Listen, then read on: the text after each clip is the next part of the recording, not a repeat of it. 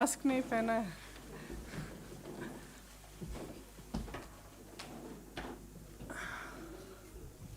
नमस्कार साथियों। नमस्कार साथियों। आज भारतीय राष्ट्रीय कांग्रेस की इस विशेष पत्रकार वार्ता में उत्तर प्रदेश की प्रभारी अखिल भारतीय कांग्रेस कमेटी की महासचिव श्रीमती प्रियंका गांधी वड्रा जी का और आप सबका बहुत स्वागत है। प्रियंका जी आज एक अत्यंत गंभीर विषय जो आस्था से भी जुड़ा है, भक्ति से भी जुड़ा है और प्रभु राम को दिए जा रहे भाजपाई धोखे से भी जुड़ा है, उसे लेकर आपके बीच में उपस्थित हैं। मैं बगैर किसी विलंब के उन्हें अनुरोध करूंगा कि वो अपनी बात आपके समक्ष रखेंगी। आदरणीय प्रियंका जी। जी, ये राम मंदिर ट्रस्ट द्वारा जो ज़मीनें खरीदी गई हैं इस विषय में है। आप सबको मालूम है, पूरे देश को मालूम है कि पूरे देश ने, देश के तकरीबन हर घर ने, गरीब परिवारों ने, महिलाओं ने जो बचत की थी उसमें से भी सब ने चंदा दी है इस ट्रस्ट के लिए। और एक अभियान भी चलाया गया था चंदा इकट्ठा करने के लिए। घर घर गए, चंदा इकट्ठा किया। ये सबकी आस्था है और इस पर आज चोट पहुंचाई जा रही है। जो सुरजेवाला जी आपको फैक्ट्स इसके बाद सुनाएंगे, इससे स्पष्ट है कि तीन चीज़ें हुई हैं। एक, दलितों की ज़मीन जो खरीदी नहीं जा सकती थी वो खरीदी गई है, हड़पी गई है। दूसरा कि कुछ ज़मीनें जो कम दाम की थी इस तरह से बेची गई कि ट्रस्ट को बहुत ज़्यादा पैसों के लिए बेची गई। इसका मतलब है कि जो चंदा का पैसा है उसके साथ घोटाला किया गया है, भ्रष्टाचार किया गया है। इसमें एक उदाहरण है जिससे ये बहुत स्पष्ट तरह से सामने आती है ये बात। एक ज़मीन थी जो 2017 में 2 करोड़ की किसी ने खरीदी। उन्होंने 2021 में उस ज़मीन के 10,000 वर्ग मीटर बेचे ट्रस्ट को। वो 8 करोड़ के लिए बेची वो ज़मीन। 10,000 वर्ग मीटर 8 करोड़ के लिए बेची। उस ज़मीन का उसी ज़मीन का दूसरा हिस्सा 12,000 वर्ग मीटर 2 करोड़ में किसी एक, नाम लिखा है तिवारी जी, किसी रवि मोहन तिवारी जी को 2 करोड़ में बेची गई। कब बेची? 19 मिनट बाद। ठीक है। तो जो दूसरी 12,000 स्क्वायर मीटर की ज़मीन है वो 2 करोड़ में रवि मोहन तिवारी जी खरीदते हैं। 19 मिनट बाद, इस सेल डीड में जो रवि मोहन तिवारी जी की सेल डीड है जिसके ज़रिए वो खरीद रहे हैं ये ज़मीन, उसमें अनिल मिश्रा जी जो सरसंघचालक हैं आरएसएस के और राम मंदिर ट्रस्ट के ट्रस्टी हैं, वो गवाह हैं। और उसमें दूसरे गवाह कौन है? ऋषिकेश उपाध्याय जो अयोध्या के मेयर साहब हैं। तो ये दोनों गवाह हैं। 5 मिनट बाद रवि मोहन तिवारी जी उसी 2 करोड़ की ज़मीन को 18.5 करोड़ में ट्रस्ट को बेच देते हैं। तो अगर ये घोटाला नहीं है, भ्रष्टाचार है, नहीं है, तो क्या है? अच्छा, गवाह आपके कौन है? आरएसएस के सरसंघचालक और राम मंदिर के ट्रस्टी साहब। और दूसरे गवाह अयोध्या के मेयर साहब। आज उत्तर प्रदेश सरकार ने कहा है, या कल कहा था, कि जांच को नियुक्त कर रहे हैं। जांच कौन कर रहा है? जिला अधिकारी के लेवल के अधिकारी कर रहे हैं। मतलब जिला अधिकारी के स्तर पर ये जांच हो रही है। राम मंदिर ट्रस्ट को उच्च न्यायालय के आदेश के आधार पर बनाया गया, तो ये जांच भी उच्च न्यायालय द्वारा होनी चाहिए, क्योंकि जिला अधिकारी के स्तर का इंसान मेयर को नहीं जांच सकता। ये तो आप सब अच्छी तरह से जानते हैं।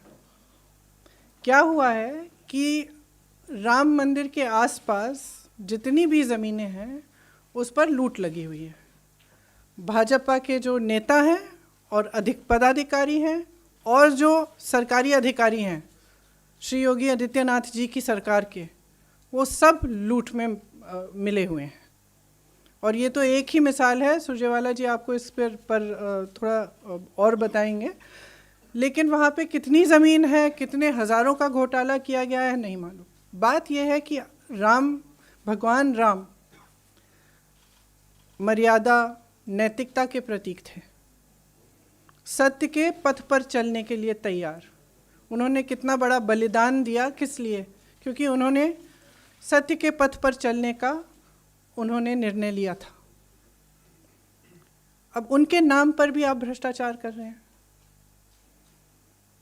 पूरे देश की आस्था को ठुकरा रहे हैं, उस पर चोट पहुंचा रहे हैं। तो एक बहुत गंभीर बात है, इसीलिए हम यहाँ हैं। और मैं चाहती हूँ कि सुरजेवाला जी इस पे थोड़ा सा इलैबोरेट करें। शुक्रिया प्रियंका जी। प्रियंका जी ने जो उदाहरण दिया साथियों, ये अपने आप में राम नाम के नाम पर प्रॉपर्टी डीलर और भाजपाई नेता कैसे लूट कर रहे हैं, ये उसका जीता जागता सबूत है। 15 नवंबर 2017 को 2.3 हेक्टेयर जमीन 2 करोड़ रुपए में बेची गई। उसका रजिस्टर्ड सेल डीड हमारे पास है, प्रियंका जी की तरफ से हम आपको भेज रहे हैं। ये वो सेल डीड है।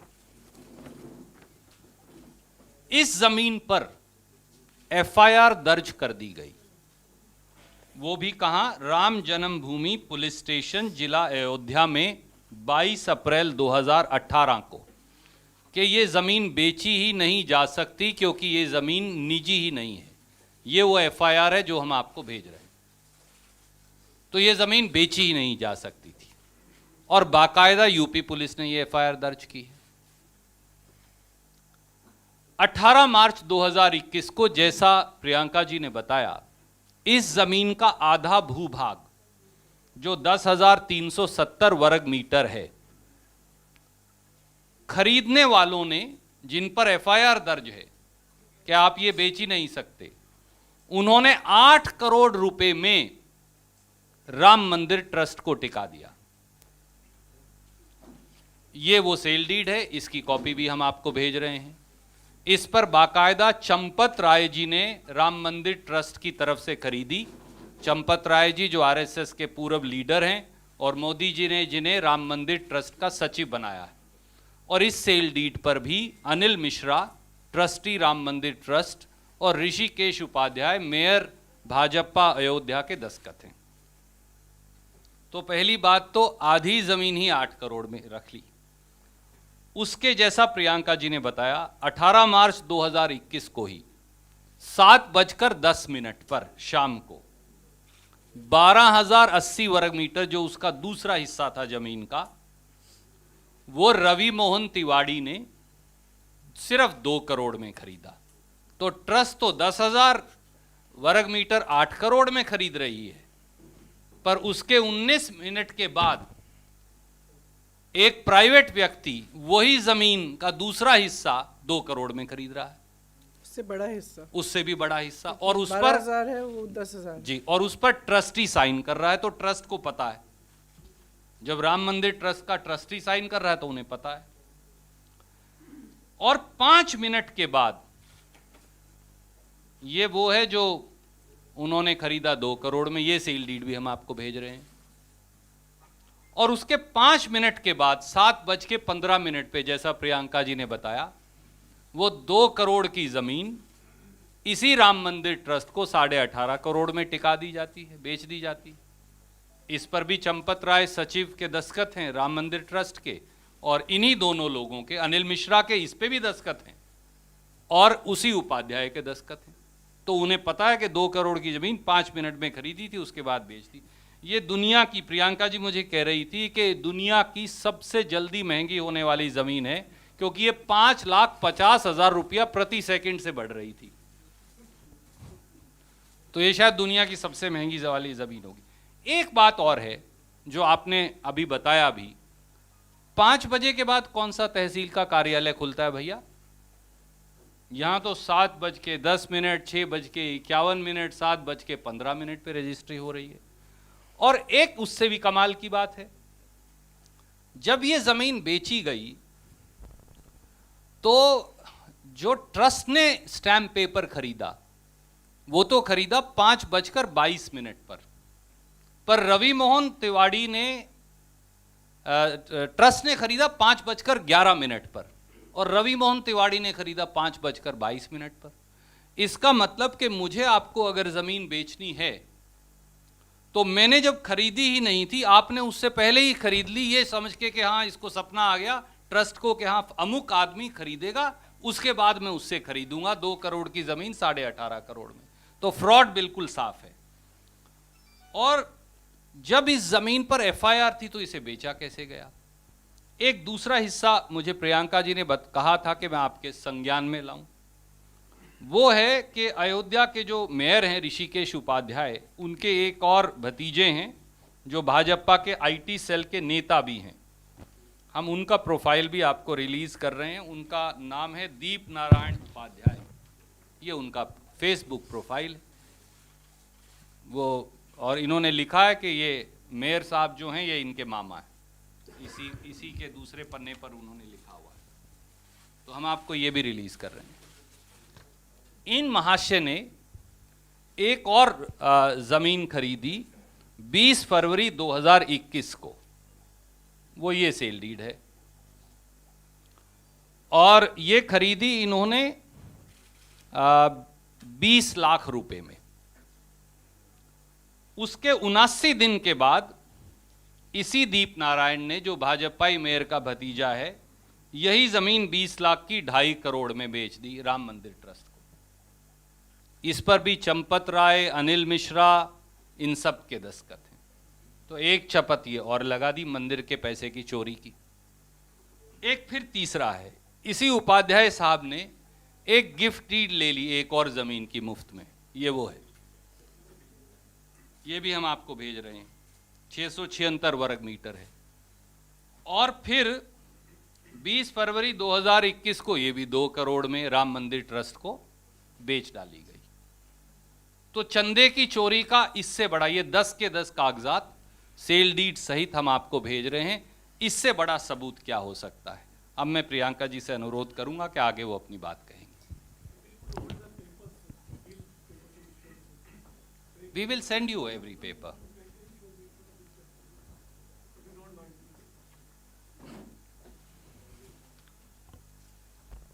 If you want to, ma'am. Sure.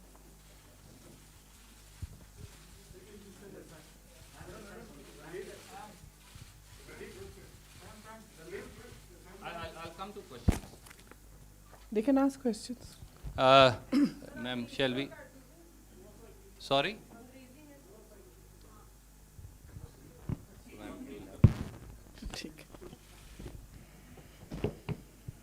So as Surjewala ji just explained, the money from the Ram Mandir Trust is being basically misused to benefit government officials and members of the BJP and the RSS.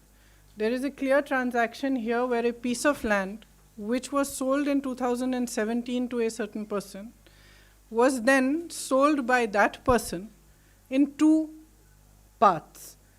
The first part, which was 10,000 square meters, was sold directly to the Ram Mandir Trust for 8 crores.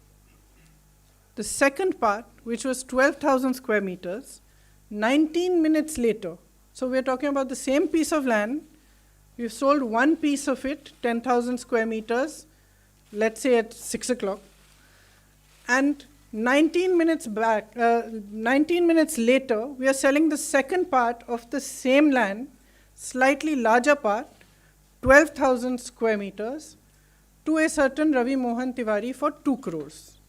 So you have a piece of land, half of it is going for 8 crores, the other half is going, slightly more than the other half, is going for 2 crores at the same time, approximately. 5 minutes later, this Mr. Ravi Mohan Tiwari is selling that 2 crore piece of land for 18.5 crores to the trust, which means basically the trust is paying 8 crores plus 18.5 crores for a piece of land, which is probably just a little more than 2 crores. Who are the witnesses on these sale deeds? It's the mayor of Ayodhya and a trustee who has been the Sarsang Chalak of the RSS. I'll just read his name again because his name slips my mind. Anil Mishra and the mayor Sri Rishikesh Upadhyaya. These are the witnesses to this sale deed. And it is within 5 minutes that it is sold to the trust from 2 crores to 18.5 crores. That means you've made a profit of 16.5 crores within 5 minutes. Who's making the profit? A BJP person. And this is happening repeatedly in the other transactions. Land from Dalits which is not allowed to be sold has also been bought by the trust and therefore been sold wrongly. Bought by some officers. Or it's bought by some officers, sorry, not by the trust directly. And then sold to the trust? Not yet, ma'am. Okay. So land has been taken from, illegally taken for this purpose by some officers. Basically what is happening is that in the area around the Ram Mandir,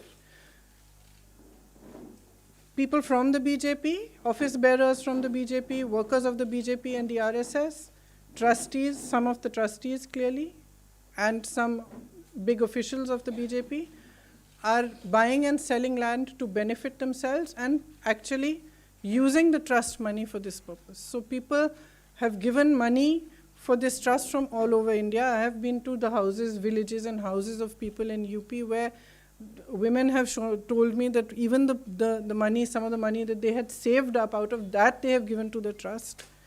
And it's being obviously blatantly misused and there's wholesale corruption happening. The other thing is that the UP government has apparently announced that it's going to hold an inquiry into this matter. But who is holding the inquiry? An officer of the level of the district magistrate. Now you have the mayor as a witness on a sale deed, and you are expecting, obviously you're not expecting any inquiry to happen because you have put a person of a district magistrate level in charge of the inquiry. So it's clear that no real inquiry is going to take place. What we are saying is the trust was formed on an order of the Supreme Court. The inquiry should be done at that level. It should be done at the level of the Supreme Court. So that is the... Thank you, ma'am. We'll take questions now one by one. We'll start with PTI. Sanjeev.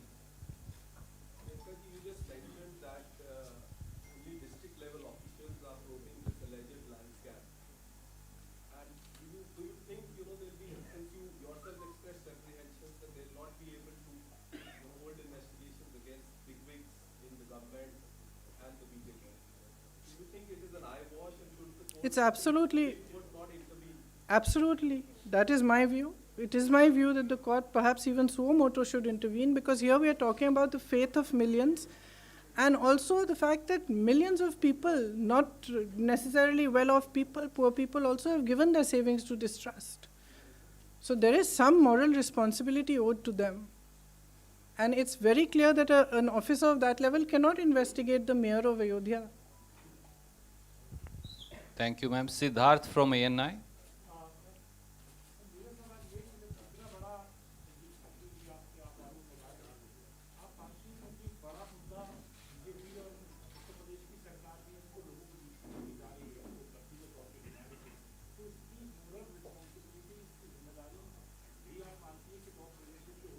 पूरी तरह से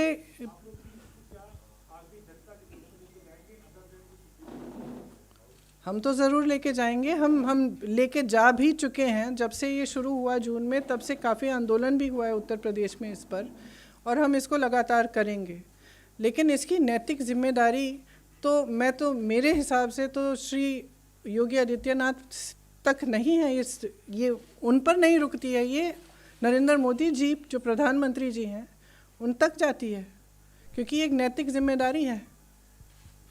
सबने इसके लिए चंदा दिया है, जैसे मैंने कहा, गरीब लोगों ने दिया है, माताओं ने दिया है, बहनों ने दिया है, अपनी जो बचत थी उसमें से दिया है, आस्था की वजह से दिया है। तो इस आस्था को इस तरह से चोट नहीं पहुंचा सकते। और जब आपने अभियान किया है इस चंदा को इकट्ठा करने के लिए, तो जिम्मेदारी तो आप ही की है ना कि चंदा को ठीक से इस्तेमाल किया जाए। अगर उस चंदा पर भ्रष्टाचार हो रहा है और वो चंदा किसी की जेब में जा रही है, तो किसकी जिम्मेदारी? आप ही की है। Thank you ma'am. Ravi Sisodiya from news 18।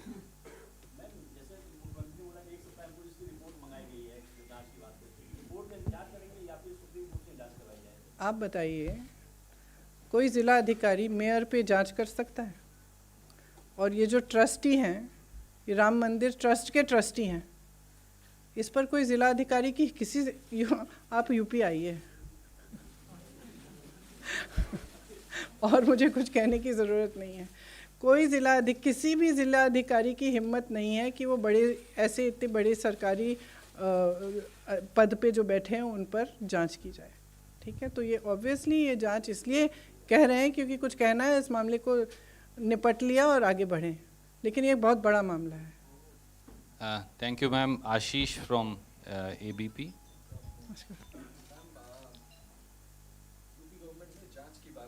Ji, but अभी तक कोई स्पष्टीकरण इस करप्शन के मामले को लेकर के नहीं आया। जी, ना आएगा। मैम, जिस तरह की जांच आप मांग रही हैं, अगर ऐसा नहीं होता है, यस यू डिसाइड कि सुप्रीम कोर्ट को सो वोट ऑफ कॉन्फिडेंस लेना चाहिए। In case if it doesn't happen, क्या आप या आपकी पार्टी भी खुद अदालत को अप्रोच कर सकते हैं? और जस्ट एक मुझे अलाउ करें ma'am, it's again your subject. Ma'am, Lakhimpur कांड को लेकर के Let's not Ashish mix questions because let's take one question at a time. We'll take it in a आप second round. पूछ लीजिए, कोई बात नहीं। लखीमपुर कांड को लेकर के MOS केमिकल एंड फर्टिलाइजर्स ने कहा है कि बड़ा छोटा मोटा मुद्दा है। तो अगर आप दोनों पे मुझे प्लीज। देखिए, जो दोनों बातें आप कह रहे हैं, चाहे लखीमपुर हो चाहे ये हो, ये पूरी तरह से ये स्पष्ट करते हैं कि सरकार का नज़रिया क्या है, उसकी मानसिकता क्या है। जो लखीमपुर में हुआ आप सब अच्छी तरह से जानते हैं किसने किया, और आप सब अच्छी तरह से ये भी जानते हैं कि आज तक उनके पिता की बर्खास्तगी नहीं की गई है। और वहाँ पे भी, जैसे मैंने कहा, कोई अधिकारी, किसी भी अधिकारी की हिम्मत नहीं हो सकती, अगर इतने बड़े मंत्री के बेटे ने ऐसा काम किया है, कि उस पर ठीक ढंग से जांच करें। वही हमने उस मामले में कहा, वही हम इस मामले में कह रहे हैं। इस मामले में मैंने कहा, मेयर साहब का हस्ताक्षर है, राम मंदिर के ट्रस्टी के हस्ताक्षर हैं, जो RSS के सरसंघ चालक हैं, और आपने पूरी जांच एक ज़िलाधिकारी के स्तर के इंसान को दे दी है कि आप जांच करिए। तो ये स्पष्ट है कि ये जो सरकार है, इसकी मानसिकता ये है कि ऐसा जब होता है, जब कोई अपराध हो रहा है, भ्रष्टाचार हो रहा है, तो सच्ची जांच नहीं कराना चाहते, क्योंकि असलियत ये है कि उन सबको मालूम है कि क्या हो रहा है, और हो सकता है कि भागीदार भी हैं उसमें। Thank you ma'am. Vikrant from TV9। सवाल ये है कि जिलाधिकारी स्तर पे जांच की बात की जा रही है, लेकिन जिलाधिकारी के पिता ने खुद ही 1 किलोमीटर के दायरे में काफी जमीन खरीद रखी है। तो ऐसे में क्या आप लोग सुप्रीम कोर्ट अप्रोच करेंगे? खुद अपनी तरफ से भी खरीद रखी है, कह रहे हैं DIG ने भी खरीद रखी है, वही मैं कह रहा हूं। तो उसको जिलाधिकारी क्या जांच? तो सब लूट में शामिल हैं। आपको लगता है आप सुप्रीम कोर्ट आप लोग अप्रोच? अभी हमने इस पर निर्णय नहीं लिया है, लेकिन आपस में हम डिस्कस करके हम तय करेंगे कि अगर करना है तो ज़रूर, अगर सब लीडर्स। अधिकारी DIG हो गए, जिलाधिकारी के फादर हो गए, ये सब लोगों ने 1 किलोमीटर के दायरे में जमीन ले रखी है। तो उसके लिए तो आप लोगों को विक्रांत जी, करेंगे। जनता की अदालत में तो प्रियंका जी ये लड़ाई लड़ ही रही हैं, और जनता की अदालत कई बार, माफ़ कीजिए, कानून की अदालत से भी बड़ी है, और ज़रूरत पड़ी, जैसा आपने कहा, हम विचार विमर्श करके कानूनी राय लेके इस पे निर्णय कर लेंगे। सुप्रिया जी फ्रॉम आज तक।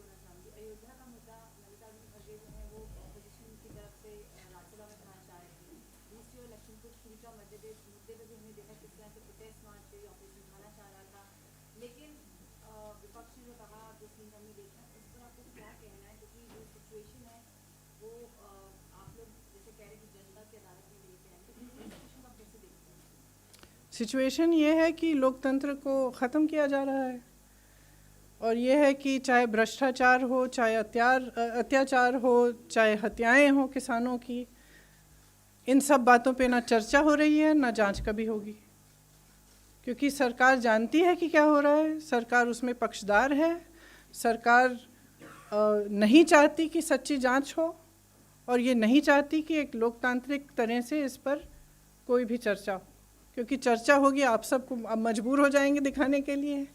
अगर पार्लियामेंट में चर्चा होगी, लोग देखेंगे, जनता समझ जाएगी। Thank you ma'am. News 24 Raman.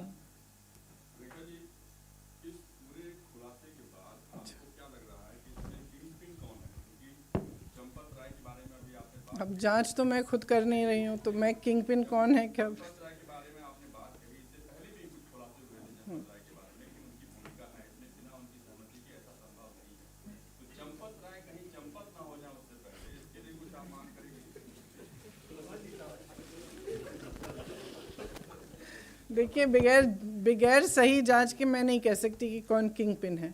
ये बहुत स्पष्ट है कि इसमें जैसे मेयर साहब के हस्ताक्षर हैं, एक नहीं 2 ट्रांजैक्शन में उनके हस्ताक्षर हैं, ये जो ट्रस्टी हैं मिश्रा जी, इनके भी हस्ताक्षर हैं, तो ज़रूर ये लोग इन्वॉल्व हैं। अब इसके अलावा कौन कौन इन्वॉल्व है, कौन क्या कर रहा है, ये तो जांच ही बता पाएगी, लेकिन हम चाहते हैं कि एक निष्पक्ष जांच हो। Thank you ma'am. NDTV Sunil.